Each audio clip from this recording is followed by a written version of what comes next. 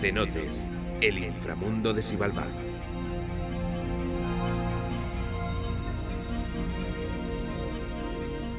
Los cenotes son la entrada a sistemas de cuevas inundadas donde el agua dulce y salada dan vida a una desconocida biodiversidad. Son las arterias subterráneas de la península del Yucatán. Estos mundos subacuáticos nos abren una puerta a la exploración y al entendimiento de su evolución geológica en el tiempo. Son entornos únicos y muy delicados. Actualmente, científicos y exploradores trabajan en su conservación, estudio y uso sostenible. Los cenotes tuvieron un lugar especial en la vida ritual de los mayas. En sus orillas se ubicaban templos en los que se realizaban ritos asociados a la lluvia y a la fertilidad. A sus aguas sagradas se arrojaban diversos objetos y la máxima ofrenda que podía hacerse a los dioses, la vida humana. Los cenotes como hábitats acuáticos son importantes en la península de Yucatán porque garantizan el acceso al agua dulce, no solamente para necesidades humanas, sino porque mantienen una biodiversidad importante, tanto de plantas y animales alrededor del cenote, al interior en el hábitat acuático que está expuesto al sol y también en la zona de penumbra y obscuridad permanente al interior de las cuevas. Los cenotes son manifestaciones kársticas que alcanzan el nivel freático. El karst es el proceso geomorfológico de disolución de las rocas carbonatadas. Durante las épocas glaciares baja el nivel del mar. Las gotas de lluvia que van percolando el suelo llevan carbonato de calcio en la disolución. Cuando llegan a este espacio aéreo que es la cueva, el carbonato de calcio precipita y va formando el espeleotema, estalactita, estalagmita, columnas, diferentes formaciones.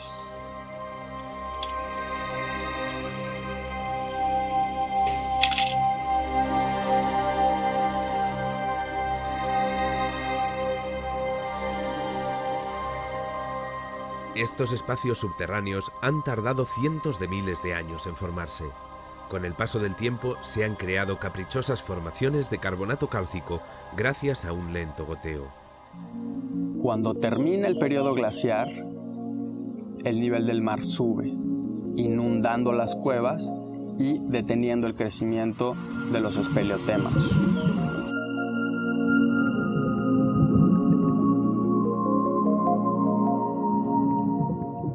Llega un punto en la disolución donde el techo colapsa y genera estas aberturas al hábitat de la selva como al hábitat acuático.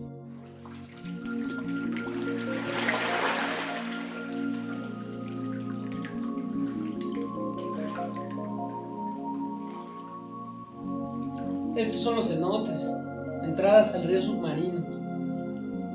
Son colapsos en medio de la selva y es muy común encontrarlos en la selva de la Riviera Maya. Los cenotes que no están explorados, hay que entrar con machete. Todas las raíces, todas las ramas, todos los árboles entran y a veces se esconden en medio de la selva, es difícil encontrarlos.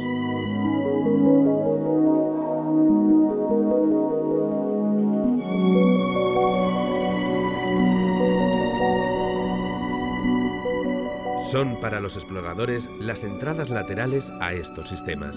Se crearon entre los periodos del Cretácico al Cuaternario, aproximadamente hace 160 millones de años.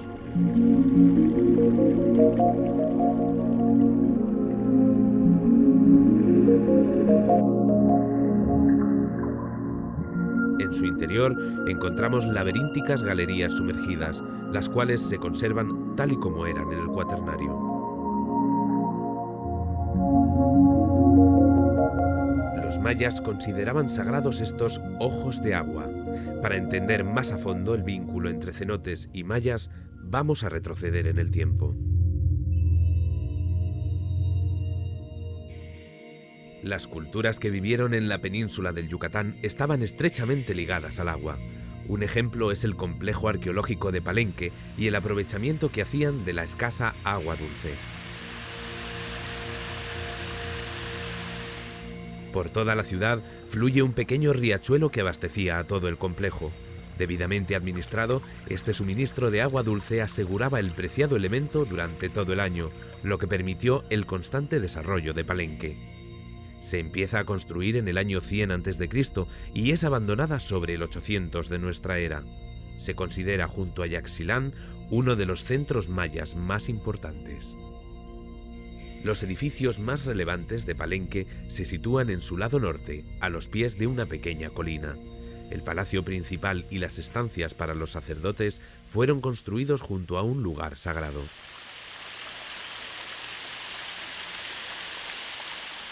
La elevada concentración de carbonato cálcico de estas aguas creó unas espectaculares formaciones en toba.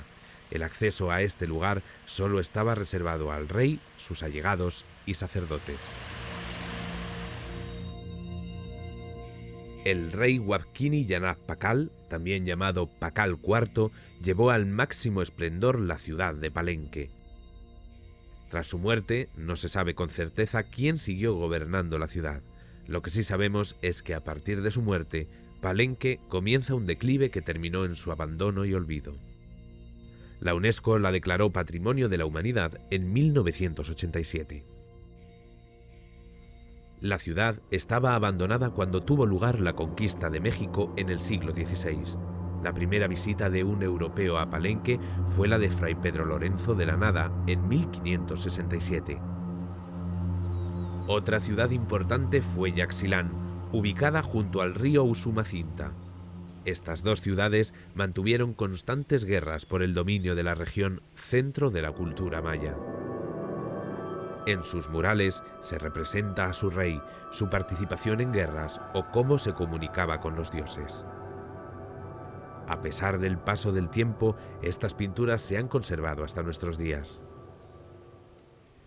Al igual que Palenque, Yaxchilán alcanzó su máximo esplendor en el período clásico tardío, entre los años 615 y 871 de nuestra era. No se sabe con certeza por qué estas ciudades fueron abandonadas, quizás a causa de epidemias o por las plagas que acabaron con el maíz, su base principal de sustento. De cualquier modo, la selva poco a poco fue recuperando su espacio y engullendo lo que ahora son ruinas. Pero las culturas que se establecieron cerca de la costa no tenían ríos donde tomar el agua dulce, imprescindible para crecer como cultura. Esta la encontraban en los cenotes. Todas las construcciones que se hallan en la Ribera Maya están edificadas cerca de un cenote, como es el caso de Tulún. La dependencia de los cenotes era tal que se les consideraba sagrados. Para los mayas, las cuevas y las fuentes de agua eran pasos simbólicos entre el mundo terrestre y el inframundo. Este era el mundo de los muertos, llamado Xibalbá. Ahí te vas a tomar uno bueno. Aquí en este cenote no lo conoces. Ahí te vamos a pasar 2 veces. Es una vista rápida si te gusta. Ok. Porque tiene escalera. Podemos pasar a verlo de una vez. Está en la orilla del camino. Ah, está a la orilla. Pues vamos a ese. Pues vámonos. Pues sale, chavos, vámonos. Venga, vámonos. Ustedes. La otra que nos vamos a pasar también allá. Allá de los kilómetros. ¿Desde cuándo estás caminando los cenotes? Ahorita desde que me dediqué a esto, son 15 años estoy dedicado a esto. No, y antes, ¿cómo los...? Desde que había un chamaco conocí todo eso. Pueblo. Porque el carnicero del pueblo, el herrero, el que conoce de todos los cenotes, pues ha caminado toda la selva. Porque como él caminaba, él se dedicaba a caminar con el ganado, y bueno, y primero arreando y viendo cómo salía la gente con el enequén. Entonces se conoce todo, van a ver si se encuentran agujeros, entonces se conocen, si no todos, la gran mayoría.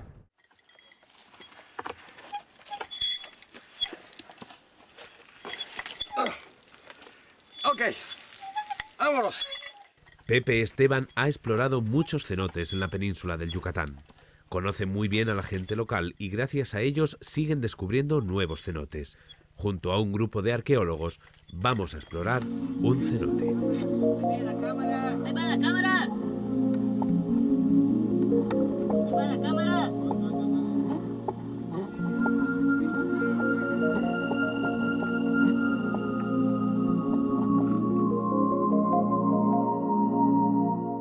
Bajo la pequeña entrada encontramos una gran bóveda. Uno a uno descendemos los equipos y nosotros mismos por la pequeña abertura con una rudimentaria polea. La luz del sol apenas entra, pero es suficiente para poder equiparnos e iniciar la inmersión. La palabra cenote viene del vocablo maya tzonot, que significa caverna con depósito de agua. Este término se ha generalizado para designar a la mayoría de las manifestaciones kársticas en la península del Yucatán. Los cenotes son sistemas complejos y dinámicos, formados por lagos de disolución o por la actividad del agua sobre esta roca soluble. Por su morfología, podemos clasificarlos de acuerdo con la etapa del proceso de apertura que comunica el acuífero subterráneo con la selva y la luz solar en superficie. Los diferenciamos entre jóvenes y viejos. Los jóvenes, también llamados lógicos, se conectan con el río subterráneo. Los cenotes más viejos presentan un bloqueo de la conexión principal con el acuífero debido al colapso del techo, paredes o a la acumulación de sedimentos, como es el caso de este que estamos explorando. En un lateral localizamos algunas vasijas. Parecen ser restos de cerámica empleada como ofrenda. Es posible que estas vasijas fuesen utilizadas también para recoger agua. Les realizaban agujeros en su base para poder hundirlas y así conseguir el preciado elemento. Lo que nos sorprende es encontrar algunas de ellas a muchos metros de la pequeña entrada. Uno de los rituales más conocidos en relación con los cenotes era el llamado Chencú, que consistía en arrojar víctimas a sus aguas.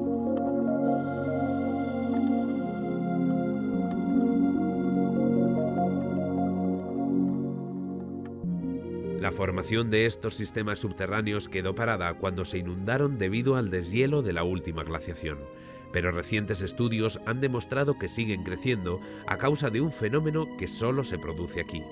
La aloclina es la zona de contacto entre el agua dulce y el agua salada. La aloclina también la podemos entender como una lija que está formando la cueva. Químicamente, la mezcla del agua dulce con el agua salada tiene una mayor capacidad de disolución y es uno de los procesos principales que forman las cuevas. Típicamente las cuevas en esta zona de Quintana Roo se encuentran ahora entre 15 y 16 metros en su parte activa, en su parte de formación, y es la profundidad a la que se encuentra la aloclina. Entonces tenemos cuevas que son más viejas y cuevas que se están formando. El espeleobuceo es una rama de la espeleología cuya finalidad es la exploración de cavidades inundadas. Esta modalidad de buceo está en constante evolución. A diferencia del buceo recreativo, las inmersiones en cuevas requieren el uso de mezclas con helio, oxígeno y nitrógeno para reducir los largos tiempos de descompresión y combatir así la peligrosa narcosis. La práctica del espeleobuceo requiere el dominio de técnicas muy específicas diferentes al buceo en aguas abiertas. Bucear en cavidades inundadas multiplica el riesgo de accidentes. Se necesita un constante entrenamiento, preparación psicológica y buena forma física. Son inmersiones que, debido al riesgo que conllevan, requieren una cuidadosa planificación. Por eso, hay que tener muy en cuenta no sobrepasar los márgenes de seguridad establecidos para cada tipo de inmersión. Ante todo, el principal objetivo es reducir al mínimo el riesgo para los espeleobuceadores. La exploración de un cenote requiere una correcta instalación de un hilo guía. El hilo se va instalando aprovechando salientes de roca o formaciones. Previamente se marca todo el hilo del carrete con chapas y flechas, que nos darán información de dónde estamos, la distancia que hemos recorrido o la dirección para regresar a la salida. En un medio tan hostil y con total ausencia de luz natural, el tendido de este hilo guía permite a los espeleobuceadores trazar los caminos para llevar a cabo sus exploraciones. El sistema Saskatoon es el más extenso conocido hasta hoy día, con más de 150 kilómetros explorados y 111 entradas conocidas.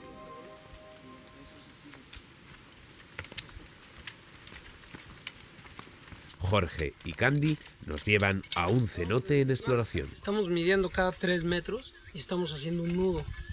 Este nudo nos va a servir para que cuando tendamos la línea dentro del cenote, dentro de la cueva, nosotros podamos contar nudos y sea más fácil la medición dentro, y ya después extrapolamos el número ya en el ordenador, y pues así es como tenemos las distancias. Vamos a llevar suficiente cabo, Iván. Hay que llevar por lo menos, pues yo creo que el día de hoy vamos a llevar unos 200, 300 metros, que es lo que planeamos poner, más o menos en un tiempo de 80 a 90 minutos. Obviamente estamos un poco limitados en el sentido de la línea. Si la línea se nos acaba, pues la exploración en ese momento, el día de hoy, se acaba, ¿no? Entonces sí es importante traer suficiente línea y preparar suficiente línea para no quedarnos cortos. Eso es importante. Pues nada, entonces vamos a continuar desde donde nos quedamos.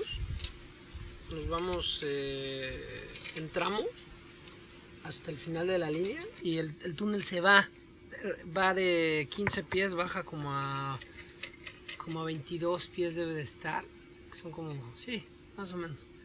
Túnel de la derecha, vamos a continuar poniendo la línea, vamos a de la línea principal hacer un cambio de profundidad no muy grande, y durante ese túnel los vamos a ir colocando los 200 metros que ya tenemos listos de línea. Yo tengo el compás, entonces yo tomo el ángulo, y cuando yo termino de tomar el ángulo, tú me pasas la distancia. Y yo te doy los nudos, me parece perfecto.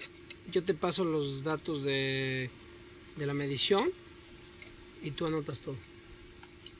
Correcto. ¿Ok? La máxima profundidad de 8 metros, el aire vamos a hacer el cálculo directamente antes de empezar. A cuartos podemos entrar. Vamos a entrar a cuartos, ajá. Nuestra linterna, tenemos 3 horas en cada linterna. Nuestro plan son 50 minutos de entrada, 40 de salida. ¿De acuerdo? Y tiempo máximo que planeamos estar allá adentro. Pues 2 horas. 1 hora, 2 horas. Sí, 2 horas. Sí. Veremos cómo se prepara una inmersión en un cenote que se está explorando.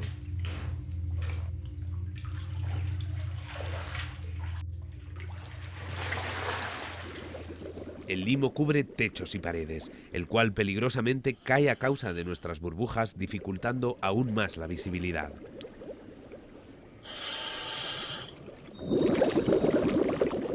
Siguiendo el hilo dejado en exploraciones anteriores, llegamos en el tiempo previsto al lugar de trabajo. En el camino encontramos un pez ciego que solo habita aquí. La total oscuridad ha provocado que algunas especies de peces hayan perdido sus ojos, como es el caso del Typhliasina persel. Una vez llegados a la punta de exploración, empezaremos a colocar el nuevo hilo. Este se empalma al anterior y añadimos las etiquetas que nos informan sobre el nuevo punto que iniciamos.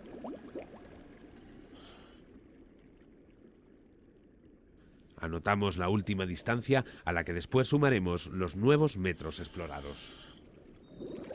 A menudo se encuentran ramificaciones.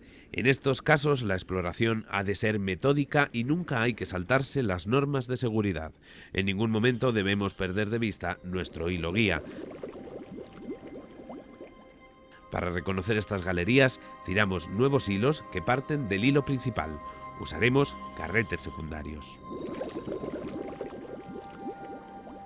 Puede darse el caso de que estas galerías vuelvan a la principal haciendo un bucle o que terminen siendo impenetrables para el espeleobuceador. Utilizando un código de flechas, dejaremos marcado también cuáles son los caminos más cortos para el regreso en previsión de una salida con poco aire o de emergencia. La morfología de la cueva puede llevarnos a salas que no tienen continuación. Estas informaciones han de quedar bien registradas y colocadas en el hilo guía principal para evitar equivocaciones o pérdidas de tiempo en futuras entradas para seguir explorando. Transcurridos 50 minutos dejamos la exploración y regresamos haciendo las mediciones de este nuevo tramo explorado. Para el regreso tenemos 2/3 del aire inicial. Esto nos permite un margen de seguridad incluso para resolver algún pequeño imprevisto. Sin embargo, una pérdida del hilo guía o un fallo irreparable en algún equipo de buceo pueden desencadenar un serio accidente.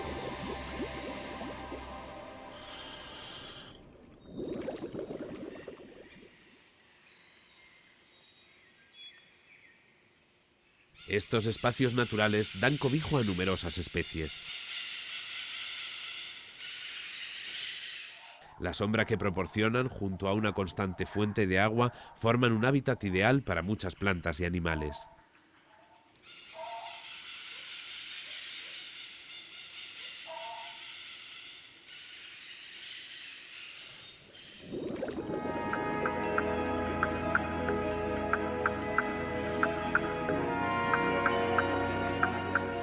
Dentro del cenote, en la zona de penumbra, encontramos una gran variedad de peces. Bajo sus aguas, extensas praderas de algas alimentan estos bancos.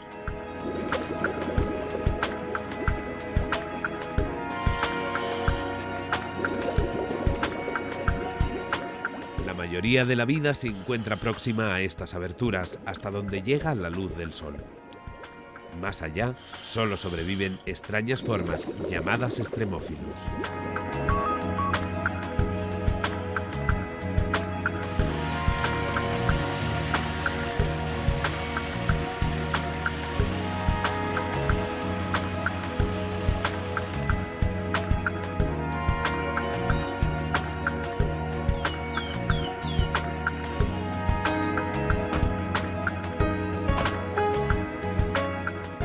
Desde hace años los cenotes son un reclamo turístico que atraen a buceadores de todo el mundo.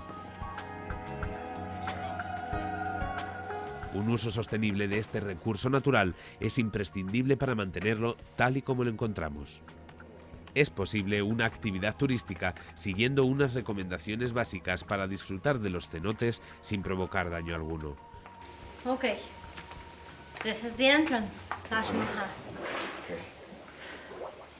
As you can see, there's a flat surface of water that we're gonna go down there. We're going to walk in through the steps and going down. So we're going to check if you are proper buoyant. Organize a group. You're gonna be my group, so you're gonna follow me, okay? Ivan and Carlos are gonna be apart.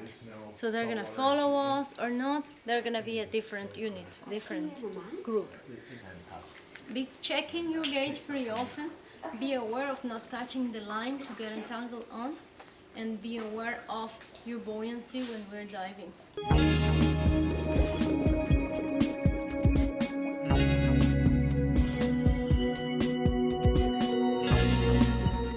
Evitando la masificación con pequeños grupos, se logra una actividad turística sin que ésta afecte al medio ni a los animales que lo habitan.